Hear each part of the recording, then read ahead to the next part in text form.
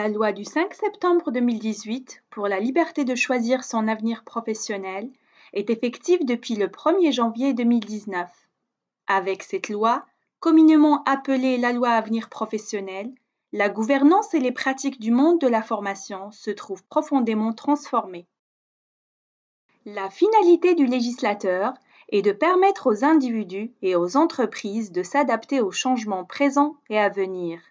C'est ainsi que plusieurs mesures ont été prises pour assurer le développement des compétences et favoriser la performance économique. Mais qu'est-ce qui a changé concrètement? La loi Avenir professionnel a apporté des évolutions majeures qui touchent les acteurs, le financement, les prestations de formation et les dispositifs qui lui sont associés. À propos des acteurs, France Compétences est créée pour assurer la gouvernance et le pilotage de la formation professionnelle. Cette institution publique n'est autre que le regroupement des anciennes instances paritaires et de la Commission nationale de la certification professionnelle, la CNCP. Les URSSAF.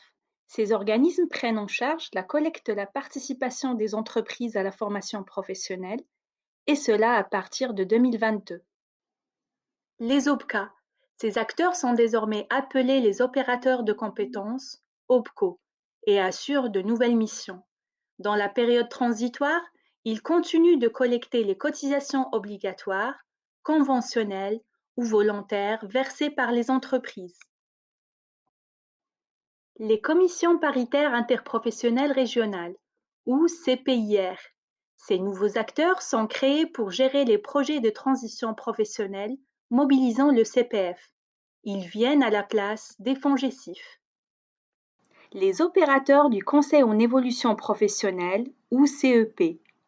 Ils sont créés au niveau régional grâce à un appel d'offres national. Ils renforcent les 4 opérateurs historiques, à savoir l'APEC, Pôle emploi, Cap emploi et les missions locales. Concernant le financement, une contribution unique à la formation professionnelle et à l'alternance, appelée CUFPA, est créée. Cette contribution, dont le taux global ne change pas, est soumise au nouveau cadre réglementaire lié au prélèvement à la source.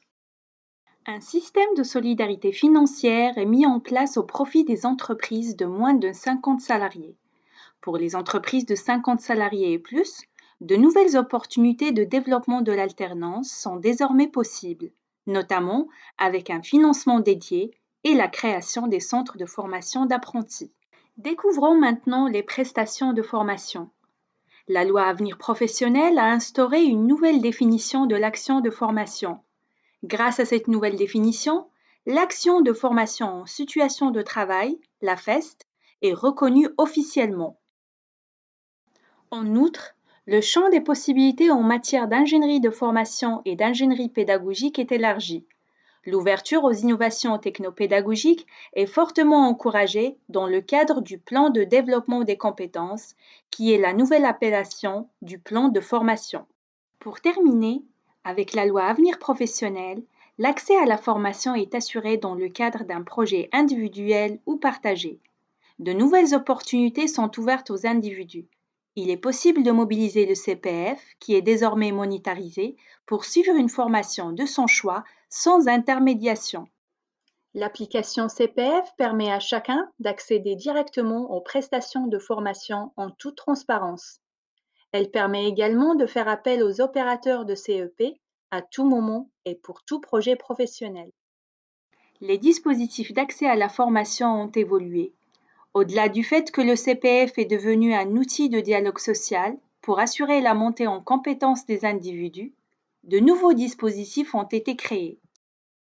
Il s'agit essentiellement du CPF de transition professionnelle qui a remplacé le congé individuel de formation, appelé CIF, et de la reconversion ou la promotion par alternance, appelée la PROA. Celle-ci est venue à la place de la période de professionnalisation. Vous l'aurez compris, avec la loi Avenir professionnel, un nouveau paysage de la formation professionnelle s'est dessiné et continue à se dessiner. De nouveaux rôles et de nouvelles règles de fonctionnement s'imposent pour construire une société de compétences.